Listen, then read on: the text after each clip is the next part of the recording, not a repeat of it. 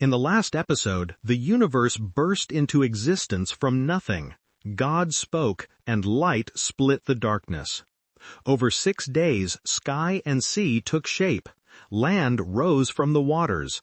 Plants covered the earth, and creatures filled every corner of creation.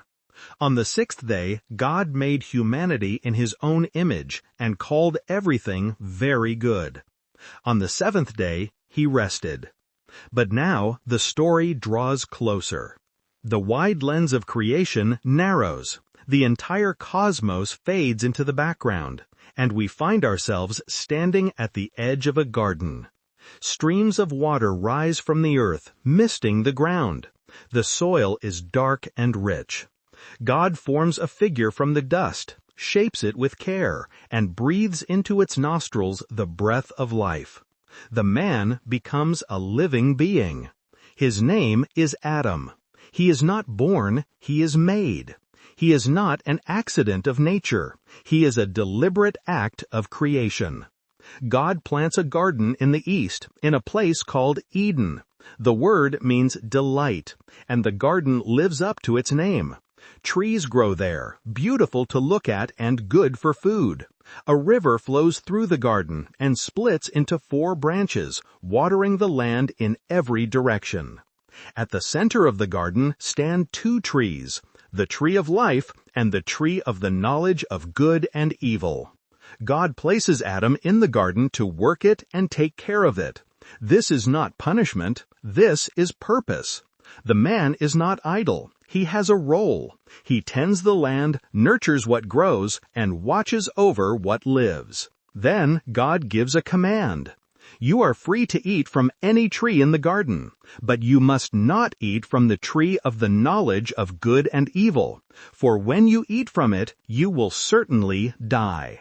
1 boundary, 1 warning, 1 choice. The garden is full of permission. Eat from any tree. Enjoy everything. But this one tree stands apart. It is not forbidden because the fruit is poisonous. It is forbidden because it represents something deeper, the right to define good and evil for oneself. Adam walks through the garden. He sees the animals. God brings every beast of the field and every bird of the sky to him, and Adam names them. Lion, deer, sparrow, ox. Each creature receives a name from the mouth of the first man. But among all the animals, no suitable helper is found for him. The man is surrounded by life, yet something is missing. He can name every creature, but none of them can share his thoughts, his work, his soul. So God causes Adam to fall into a deep sleep. He takes one of the man's ribs and closes up the flesh. From that rib, God forms a woman. She is not made from the dust like the animals. She is made from the man himself, bone of his bone, flesh of his flesh. God brings her to Adam. When the man sees her, he speaks his first recorded words. This is now bone of my bones and flesh of my flesh. She shall be called woman, for she was taken out of man.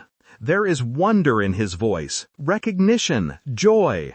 For the first time, Adam is not alone. The Bible pauses to make a statement that echoes through all of history. That is why a man leaves his father and mother and is united to his wife, and they become one flesh.